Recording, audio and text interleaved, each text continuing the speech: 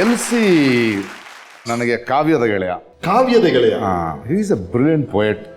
ಅವನ ರೂಮ್ನಲ್ಲಿ ನಾನಿದ್ದಾಗ ಅವನ ಪ್ರಪಂಚ ನೋಡ್ತಿದ್ದೆ ಬೇರೆ. ಅವ್ನು ತುಂಬ ದೊಡ್ಡ ಅಂತಃಕರಣ ಅವನಿಗೆ. ಆ್ಯಂಡ್ ಎಲ್ಲದಕ್ಕೂ ಡಿಟ್ಯಾಚ್ಡ್ ಆದ ಒಂದು ಹುಡುಗ ಆಗಲೇ.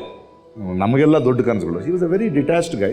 Learnt a lot about him. ಹಕ್ಕಿಪಿಗಳ ಜೊತೆ ಕೆಲಸ ಮಾಡ್ತಿದ್ದ, ಒಂದು ಆರ್ಗನೈಸೇಷನ್ಗಳ ಕೆಲಸ ಮಾಡ್ತಿದ್ದ, ಒಂದು ತುಂಬ ಸೆನ್ಸಿಟಿವ್ ಆಗಿರ್ತಿದ್ದ.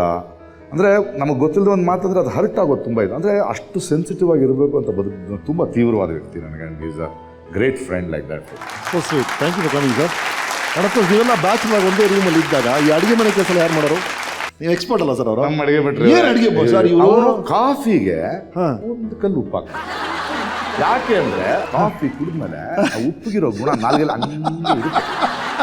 ಆಕ್ಚುಲಿ ಕಾಫಿಗೆ ಉಪ್ಪು ಹಾಕ್ತಾರಲ್ಲ, ಡಿಕಾಕ್ಷನ್ಗೆ ಉಪ್ಪು ಹಾಕ್ತಾ ಇದ್ದೆ. ಡಿಕಾಕ್ಷನ್ಗೆ ಡಿಕಾಕ್ಷನ್ ಮಾಡುವಾಗ ಒಂದು ಕಲ್ಲು ಉಪ್ಪು ಹಾಕ್ತಿದೆ. ಲಾಜಿಕ್ ಇಷ್ಟೇ, ಸಕ್ಕರೆ ಬೇಗ ಹೊಟ್ಟೋಗುತ್ತೆ ಬಾಯಿಂದ, ಖಾರ ಬೇಗ ಹೋಗ್ಬಿಡುತ್ತೆ, ಉಪ್ಪು ನಿಧಾನ ಹೋಗೋದು ಬಾಯಿಂದ ಟೇಸ್ಟು. ಕಾಫಿ ಉಪ್ಪು ಹಾಕೊಂಡು ಮಾಡಿ ಕುಡಿದ್ಬಿಟ್ರೆ 1.5 hours ಏನು ತಿಂದಿದ್ರೆ ಬಾಯಿ ತುಂಬ ಕಾಫಿ ಘಮ ಹಂಗೆ ಇರುತ್ತೆ. ನಮಗೆ ಸಿಗ್ತಾ ಇದ್ದಿದ್ದೆ ಒಂದು ಕಾಫಿ, ಬೇರೆ ಏನೂ ಸಿಗ್ತಾ ಇರಲಿಲ್ಲ. ಹೊಟ್ಟೆ ತುಂಬಿದೇನೋ ಫೀಲಿಂಗ್ ಬರೋಕ್ಕೋಸ್ಕರ ಉಪ್ಪು ಹಾಕ್ಬಿಟ್ಟು ಕಾಫಿ ಕುಡಿತೀವಿ. ಸರಿ, ಸಿಹಿ ಕಹಿ ಚಂದ್ರ, ಸಿಹಿ ಕಹಿ ಉಪ್ಪು ಚಂದ್ರ ಮಾಡ್ಬಿಡ್ಬೇಕ್ರಿ. ಈಗ ನಾವು ದಿನ ರಾತ್ರಿ ಫ್ರೆಂಡ್ಸ್ಗೆಲ್ಲ ನಮ್ಮಲ್ಲಿ ಕುಡಿಯಕ್ಕೆ ಬಿಟ್ಬಿಡ್ತೀವಿ. ಅವರೆಲ್ಲ ಬಿಯರ್ ಬಾಟ್ಲ್ ಕುಡಿದ್ಮೇಲೆ ಎಣಿಸೋದು ಎಷ್ಟು ಬಾಟ್ಲ್ ಇದೆ ಅಂತ ಸಿಕ್ತು. ಸೊ ಇವತ್ತು 20 ಬಾಟ್ಲು ಅಂದರೆ 20 ರೂಪಾಯಿ ಗ್ಯಾರಂಟಿ. ಬಾಟ್ಲ್ ವಾಪಸ್ ಕೊಟ್ಟರೆ 1 ರೂಪಾಯಿ ಕೊಡ್ತಾರೆ. ಆ 20 ರೂಪಾಯಿಲಿ 1 kg ಅಕ್ಕಿ, ಒಂದಷ್ಟು ತರಕಾರಿಗಳು ಎಲ್ಲ ಆದರೆ ನಾಳೆ ಊಟ ಗ್ಯಾರಂಟಿ ಅಂತ ನಮಗೆ. ಹಿಂಗಿರುವಂಥ ಸಂದರ್ಭದಲ್ಲಿ ಒಂದಿನ ರಾತ್ರಿ ನಮ್ಮಪ್ಪ ಬಂದ್ಬಿಟ್ರು. ತಂದೆ ಸೂಪರ್ ಕರೆಕ್ಟ್. ರೂಮಲ್ಲಿ ಮಲಗಿಸ್ಬಿಟ್ಟೆ. ಮಂಚದ ಕೆಳಗಡೆ ಬಾಟ್ಲ್ಗಳಿದೆ. ಆ ಬಾಟ್ಲನ್ನ ಬೇರೆ ಕಡೆಗೆ ಶಿಫ್ಟ್ ಮಾಡ್ಬೇಕು ನಾವು, ಶಬ್ದ ಮಾಡದೇ ಇರೋಂಗೆ. ಅವ್ರು ನಿದ್ದೆ ಮಾಡ್ತಾರೆ, ನಾವು ಲೈನಾಗಿ ಮಲ್ಕೊಂಬಿಟ್ಟು ಒಂದೊಂದೇ ಬಾಟಲ್ನ ಕೈಯಿಂದ ಕೈಗೆ ಅಲ್ಲಿ ತೊಗೊಂಡೋಗಿರೋದು. ಸುಮಾರು 30 ಬಾಟ್ಲ್ ಶಿಫ್ಟ್ ಮಾಡಿದ್ದೀವಿ. ನಮ್ಮಪ್ಪ ನಿದ್ದೆ ಮಾಡ್ತಾನೇ ಇದ್ರು, ಗೊತ್ತಾಗಲೇ ಇಲ್ಲ ಪಾಪ ಅವ್ರಿಗೆ. ಏನಂದರೆ ಭಯ, ಬಾಟ್ಲ್ ನೋಡಿದ್ರೆ ನಾವು ಕುಡಿತೀವಿ ಅನ್ಕೊಂಡ್ಬಿಡ್ತಾರೆ ಏನೋ ಭಯ ನಮಗೆ. ನಾವು ಆ್ಯಕ್ಚುಲಿ ಕುಡಿತಾ ಇರಲಿಲ್ಲ, ಅದು ಬೇರೆಯವ್ರು ಕುಡಿಯಕ್ಕೆ ಬಿಟ್ಬಿಟ್ಟು ಆ ದುಡ್ಡಲ್ಲಿ ಜೀವನ ಮಾಡ್ತಿರೋದು. ಚೆನ್ನಾಗಿದೆ, ಈ ವಾದ ಚೆನ್ನಾಗಿದೆ. ನಂಬೋದು ಕಷ್ಟ, ಬಟ್ ಚೆನ್ನಾಗಿದೆ. ಹೇಳಿ ಹೇಳಿ, ನೀವು ಮುಂದುವರಿಸಿ. ನಾನು ಕಾಲೇಜ್ಗಳಲ್ಲಿ ದೊಡ್ಡ ಕಪ್ಗಳೆಲ್ಲ ಪ್ರೈಸ್ ಗೆದ್ದಿರೋದು. ಹೌದು. ಇವರು ನಾನು ಎಲ್ಲ ಸೇರ್ಕೊಂಡು ಎಲ್ಲ ಅದನ್ನ ಆಸ್ಟ್ರೇ ಮಾಡ್ಕೊಂಡ್ಬಿಟ್ಟಿದ್ವಿ. ಎಲ್ಲಿ ಹಿಂಗಿಟ್ರು ಅಲ್ಲೊಂದು ಆಸ್ಟ್ರೇ ಇರಬೇಕು ಅಂತ. ಸಿಗರೇಟ್ ಇಲ್ಲಂದ್ರೆ ಅಲ್ಲಿ ಆಸ್ಟ್ರೇ ಇರಬೇಕು, ಆ ಥರ ಸಿಗರೇಟ್ಸ್ ಎತ್ತಿದ್ವಿ. ಬ್ಯಾಡ್ ಬಾಯ್ಸ್. ಆವಾಗ ಈಗ ನೋಡ್ತಿರೋ ಹುಡುಗರು ಏನೋ ಒಂದು ಒಳ್ಳೆ ಮೆಸೇಜ್ ಹೇಳ್ಬಿಡಿ ಕೊನೆಗೆ. ಅದೇ ನಾನು ಬೆಳಗ್ಗೆಲ್ಲ 5 ಗಂಟೆಗೆ ಎದ್ದು ವಾಕಿಂಗ್, ಸಂಧ್ಯಾ ವಂದನೆ. Very good. ಅದು ನೋಡಿ, he has lost so much weight. So sweet. ಏನು ನೋಡಿ, ಎಂತ ಗೆಳೆತನ. ಈಗ ಅವರವರು ಎಲ್ಲರೂ ಸಾಧಕರು in their own right. It's so beautiful. ಈ ತರ ವೇದಿಕೆಯಲ್ಲಿ ಇವೆಲ್ಲ ಸಿಗ್ತಾ ಇರೋದೇ ಬಹಳ ಖುಷಿ ಆಗ್ತಿದೆ. ನಿಮ್ ಗೆಳೆಯರನ್ನ ಸ್ಪೆಷಲ್ ಆಗಿ ಕರ್ಕೊಂಡ್ ಬಂದಿದ್ದೀವಿ. ನಿಮ್ ಗೆಳೆಯರು ಏನು ಅಡಿಗೆ ಮಾಡಾಕ್ತೀರ ಈಗ ನೀವು? ಗೆಳೆಯಂಗೆ ಒಂದು ಫಸ್ಟ್ ಕ್ಲಾಸ್ ಆಗಿರೋ ಸ್ವೀಟ್ ಮಾಡ್ಕೊಡ್ತೀನಿ. ಮಾಡ್ಕೊಡಿ. ಯಾಕೆ ಅಂದ್ರೆ ನಾವು ಬಡತನದಲ್ಲಿ ಒಂದಾಗಿದ್ವಿ, ಅವಾಗ ಬರೀ ಕಹಿ ತಿಂತಿದ್ವಿ. ಈಗ ಎಲ್ಲ ಸುಖವನ್ನ ಅನುಭವಿಸುವಂತ ದಿನಗಳನ್ನ ನೋಡ್ತಾ ಇದೀವಿ. ಸೊ ಆ ಯಶಸ್ಸನ್ನ ಸೆಲೆಬ್ರೇಟ್ ಮಾಡಬೇಕು ಅಂತ ಅವನಿಗೊಂದು ಸ್ಪೆಷಲ್ ಆಗಿ 7 ನಿಮಿಷದಲ್ಲಿ ಒಂದು ಸ್ವೀಟ್ ಮಾಡ್ಕೊಡ್ತೀನಿ. Okay right, guess please. ಈಗ ನಾವು ಮಾಡ್ತಾ ಇರೋದು ಒಂದು ಮ್ಯಾಜಿಕ್ ಹಲ್ವಾ ಅಂತ.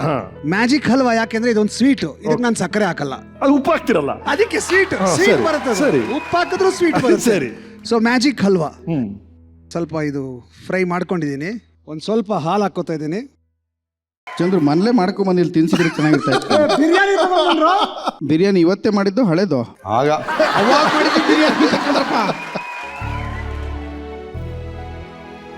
ತಗೊಳಪ್ಪ, ನಿನಗೋಸ್ಕರ ಮಾಡ್ಕೊಂಬಂದಿರೋ ಬಿರಿಯಾನಿ. ವೆಜಿಟೇಬಲ್ ಬಟ್ ತಿಂದ್ರೆ ನಾನ್ ವೆಜ್ ಬಿರಿಯಾನಿ ತಿಂದಂಗೆ ಇರುತ್ತೆ. ಬಿರಿಯಾನಿ ಅಂದರೆ ಮಟನ್ ಬಿರಿಯಾನಿ. ಚಿಕನ್ ಬಿರಿಯಾನಿ ಹೆಂಗೆ ಹುಡ್ತು ಗೊತ್ತಾ? ಮಟನ್ ಬಿರಿಯಾನಿ ಮಾಡ್ಬೇಕಾದ್ರೆ ಒಂದು 4-5 ಕೋಳಿಗಳು ಸೂಸೈಡ್ ಮಾಡ್ಗಳು ಹೋಯ್ತಾ ಇದ್ವು. ಅವು ಬಿದ್ದ ತಕ್ಷಣ ಅದು ಚಿಕನ್ ಬಿರಿಯಾನಿ ಆಗೋಯ್ತು. ಓ ಆ ಥರ. ಈ ವೆಜಿಟೇರಿಯನ್ ಬಿರಿಯಾನಿ ಅಂದರೆ ಈ ವೆಜಿಟೇರಿಯನ್ಸ್ಗೆ ಬಿರಿಯಾನಿ ತಿನ್ನೋರನ್ನ ಬೈಯಕ್ಕೆ ಭಾಷೆ ಬೇಕಲ್ಲ. ಹೌದು. ವೆಜಿಟೇರಿಯನ್ ಬಿರಿಯಾನಿ ತುಂಬ ಕೆಟ್ಟ ಮಾತು. ಹಾಗೆಲ್ಲ ಈ ವೆಜಿಟೇರಿಯನ್ ಬಿರಿಯಾನಿ ಅಂತ ಇವ್ರು ನೋಡಿ ನನ್ನ ಮೇಲೆ ನಾವು ಕೋಪಕ್ಕೆ ವೆಜಿಟೇರಿಯನ್ ಬಿರಿಯಾನಿ ಮಾಡ್ಕೊಂಬಂದ. ಅಕ್ಕಿ ಚೆನ್ನಾಗಿದೆ. ನಾನು ಬಿರಿಯಾನಿ ಎಷ್ಟು ರೀತಿ ಅಂದರೆ ರೋಡ್ನಲ್ಲಿ ಹೋಗ್ತಿದ್ರೆ ತುಂಬ ಬಿಸಿಲು ಕಾಲದಲ್ಲಿ ಒಂದು ಮೇಕೆನೋ ಕುರಿನೋ ಅಡ್ಡ ಬಂದರೆ ಕಾರ್ ನಿಲ್ಲಿಸ್ಬಿಡ್ತೀನಿ. ಎಲೆ ಈ ಮೇಕೆ, ಯಾಕೆ ಈ ಬಿಸಿಲಿನಲ್ಲಿ ಇದೆಯಾ ನೀನು? ಇಲ್ಲಿ ಬಾ, ಈ ಮರದ ನೆರಳ ಕೆಳಗೆ ಹೋಗು, ತಂಪಾಗಿ ತಿನ್ನು, ಒಳ್ಳೆಯ ಕನಸುಗಳನ್ನು ಕಾಣು, ನಾಳೆ ರಂಜಾನ್. ಕ್ಯಾನ್ ಯು ಸ್ಪಾಯ್ಲ್ ಮೈ ಬಿರಿಯಾನಿ? ಒಂದ್ಸಲ ಬನ್ನಿ ಬಿರಿಯಾನಿ ಟೂರ್ ಕರ್ಕೊಂಡು ಹೋಗ್ತೀನಿ. ಬಿರಿಯಾನಿ ಹನುಮಂತಪ್ಪನ ಬಿರಿಯಾನಿ ಮೈಸೂರಿನಲ್ಲೇ, ಆಂಬೂರ್ ಬಿರಿಯಾನಿ ಅಂತ ಬರುತ್ತೆ.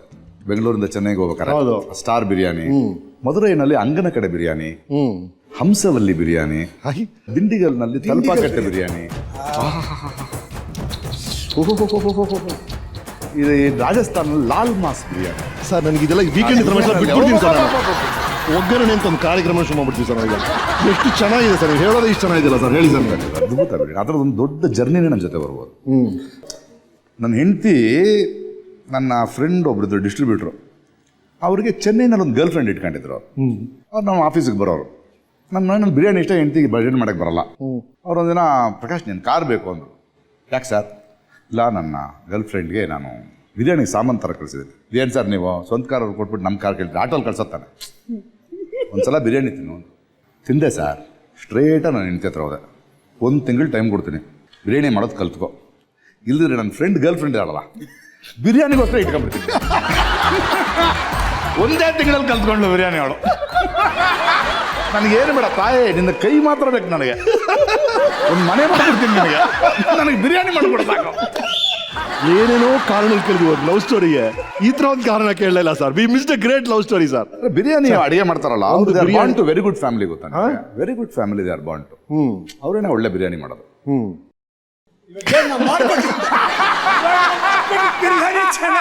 ಇದು ಅದ್ಭುತನೇ. ಒಳ್ಳೆ ಫ್ಯಾಮಿಲಿನೇ, ಸ್ವಲ್ಪ ಕೆಟ್ಟ ಮಾತು ಕಲ್ತಿದ್ದೀರಿ ಅಷ್ಟೇ. ವೆಜಿಟೇಬಲ್ ಬಿರಿಯಾನಿ ಮಾಡಿ ಅಷ್ಟೇ. ಹೊರತು ಸ್ವಲ್ಪ ಅವಾಚ್ಯ ಶಬ್ದಗಳಿಂದ ಒಂದು ಸ್ನೇಹವನ್ನು ನೀವು ಬೆಳೆಸ್ತಾ ಇದ್ದೀರಿ. ಅದನ್ನು ಒಳ್ಳೆ ಕನ್ನಡದಲ್ಲಿ ಒಳ್ಳೆ ಇದೆಯಲ್ಲ.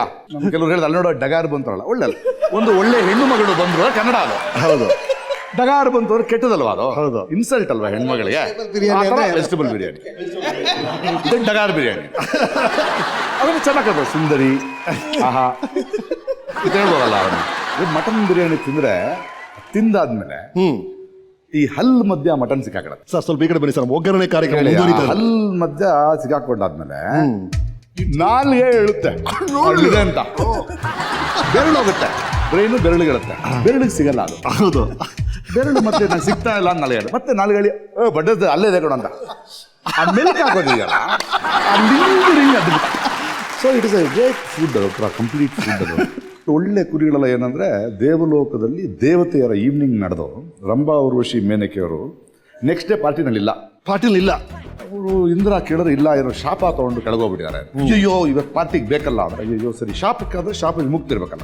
ಅವರು ಕುರಿಗಳಾಗಿ ಶಪಿಸಲ್ಪಟ್ಟಿದ್ದಾರೆ. ಅವರನ್ನ ಪ್ರಕಾಶ್ ರೈ ಅವರು ತಿಂದ್ರೆ ಶಾಪ ವಿಮುಕ್ತಿಯಾಗಿ ಅಲ್ಲಿ ಹೋಗ್ತಾರೆ ಅಂತ. ಹಾಗಾಗಿ ನಾವು ರಂಭೆ ಊರ್ವಶಿ ಮೇನಕೆಯರನ್ನೆಲ್ಲ ಅಲ್ಲಿ ಕಳಿಸ್ತಿದ್ದೀವಿ ಅಂತ. ಅಷ್ಟೇ. ಅಷ್ಟೊಂದು ನೋಬಲ್ ಇದೆಯಾ ಸರ್ ಇಂಟೆನ್ಷನ್? ತುಂಬಾ ಒಳ್ಳೆ ಕೆಲಸ, social service. I don't know this sir. ತುಂಬಾ ಒಳ್ಳೆ, ಅಷ್ಟೊಂದು ನೋಬಲ್ ಥಾಟ್ ಇದೆ ಹಿಂದೆ ಅಂತ ಗೊತ್ತಿದ್ರೆ. ಅದು ರಂಭೆ ಊರ್ವಶಿ ಮೇನಕೆ ಅಂದ್ರೆ ಇದೆಯಾರು ಸರ್? ಶೂರ್ಪನಖಿ,